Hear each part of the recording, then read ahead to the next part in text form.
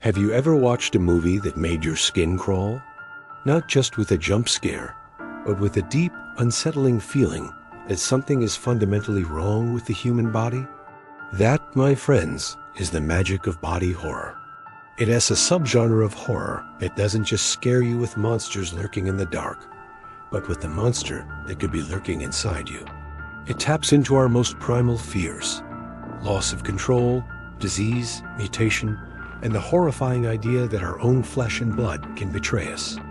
So, what exactly is body horror? At its core, it's about the graphic and psychologically disturbing violation of the human body. Think less about a masked killer with a knife, and more about unnatural transformations, grotesque mutations, parasitic infections, or bizarre fusions of flesh and machine. It's the horror of the internal, the biological, the very stuff we're made of turning against us. Unlike other horror genres that rely on external threats, body horror makes the threat personal. It's you versus you. The roots of body horror run deep in literature. Mary Shelley's Frankenstein is a classic early example. The tragedy of Victor Frankenstein's creation isn't just that he's a monster, but that he's a patchwork of human remains, a walking violation of the natural order. His very existence is an affront to the integrity of the human form. Then you have Franz Kafka's The Metamorphosis, where Greta Samsa wakes up one morning to find he's transformed into a giant insect. The story isn't about a monster attack. It is about the sheer terror and alienation of being trapped in a body that is no longer your own. His family's disgust mirrors our own societal fear of physical difference and decay. These stories laid the groundwork, showing us that the most terrifying landscapes can be the ones within our own skin. But it was in cinema that body horror truly found its grotesque and glorious form. And when you talk about body horror in film, one name reigns supreme: David Cronenberg. He is, without a doubt, the king of the genre. His films are like clinical studies of a world gone biologically mad. Take The Fly from 1986. It's the tragic story of scientist Seth Brundle, who accidentally merges his DNA with that of a housefly. We watch in excruciating detail as he transforms. His body falls apart, his humanity erodes, and he becomes something new, something other. The famous line, "Be afraid, be very afraid," isn't just about the monster he becomes, but about the terrifying process of that becoming. It's a powerful metaphor for disease, aging, and the inevitable decay of the body. Cronenberg's other films, like Videodrome, explore the fusion of flesh and technology, where a television signal can cause viewers to grow new, organic orifices. It's a surreal and disturbing commentary on our relationship with media, suggesting that what we consume can literally reshape us. In Existence, virtual reality games are played through bioports surgically implanted into the spine, using organic, pulsating game pods. The lines between the real and the virtual, the organic and the synthetic, become terrifyingly blurred. Cronenberg isn't just trying to gross you out. He is asking profound questions about what it means to be human in a world where our bodies can be so easily warped and manipulated. Of course, Cronenberg isn't the only master of the craft.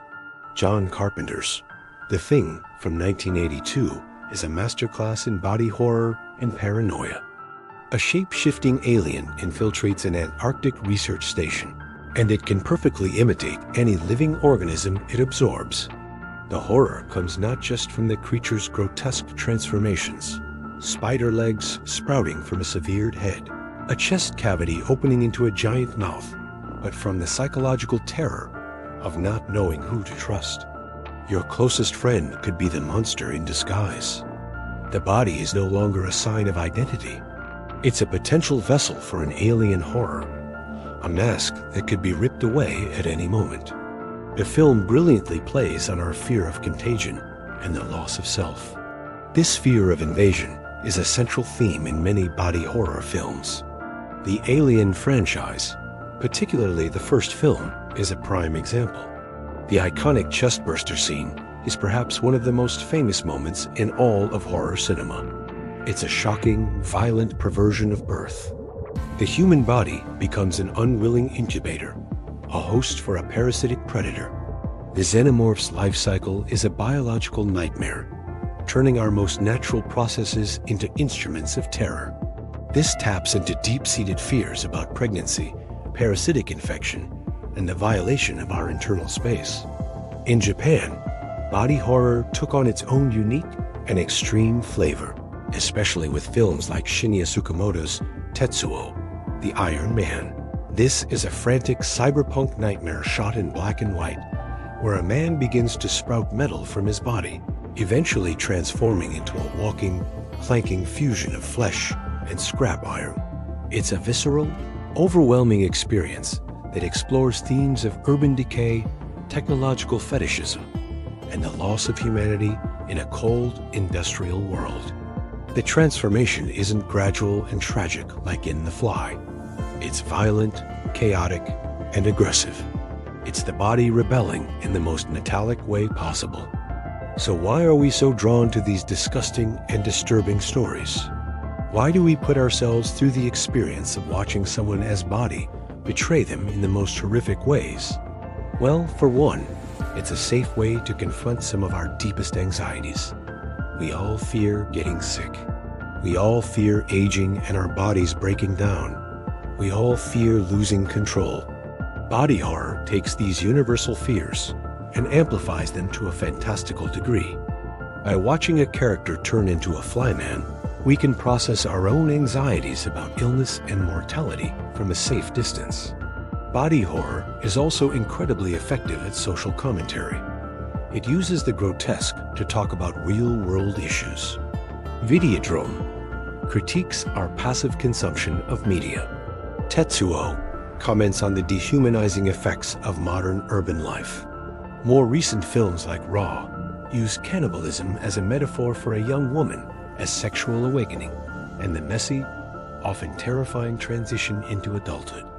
Julia Ducournau's Titane uses extreme body modification and a bizarre pregnancy to explore themes of gender identity, trauma, and the search for human connection in a world that pathologizes difference. The body becomes a canvas on which the film paints its larger ideas about society. The genre forces us to question the stability of our own identity. If your body can change so drastically, are you still you? At what point does Seth Brundle stop being Brundle and become Brundlefly? It's a terrifying philosophical question wrapped in layers of latex and practical effects. This is what makes body horror so much more than just gore. It's not just about the shock value. It's about the what if. What if my body wasn't my own? What if it had a mind of its own? In the end, body horror holds a distorted mirror up to our own mortal coil. It reminds us that we are biological machines, vulnerable to decay, disease, and mutation. It's unsettling, it's often disgusting, but it's also strangely fascinating. It peels back the skin to show us the messy, complicated, and sometimes terrifying truth of what it means to live inside a body. It's a celebration of the grotesque, a therapy session for our deepest biological anxieties, and a testament to the incredible and sometimes horrifying possibilities of the flesh. So next time you watch a film and feel that deep, gut-wrenching discomfort, remember, that's the point. Body horror wants you to squirm, to question, and to be very, very afraid of the monster within. Thanks for watching. What are some of your favorite body horror films? Let me know in the comments below. And if you enjoyed this deep dive into the grotesque, don't forget to like and subscribe for more content. See you next time.